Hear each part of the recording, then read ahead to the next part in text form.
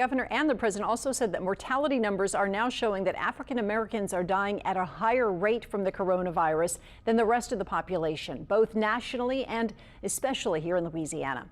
Mike Pearlstein caught up with local experts to tell us why. More heart disease, more heart failure, more kidney disease. Tulane cardiologist Dr. Keith Ferdinand reels off the risk factors that are more prevalent in the African American community. Those same factors can turn COVID-19 into a death sentence.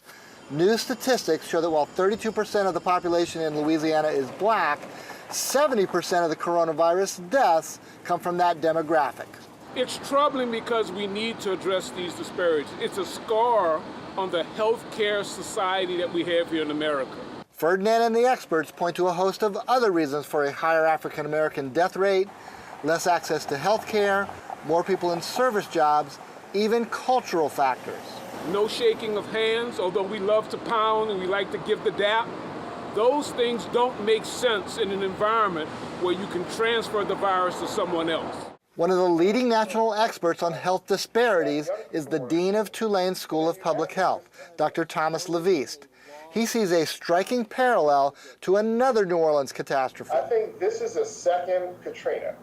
Just as Hurricane Katrina exposed underlying inequities that have existed in this city for centuries, the coronavirus is doing the same thing. Leviste hopes that, like Katrina, the pandemic becomes a catalyst to do more for the city's culture bearers of music, art, and food, all with deep roots in the black community. If we didn't have this vibrant arts culture here, this city would not be special. It would just be another city. While similar COVID-19 death rates are being seen in other cities with large black populations, the experts say New Orleans' experience rebuilding after Katrina could help when the city rebounds from this crisis.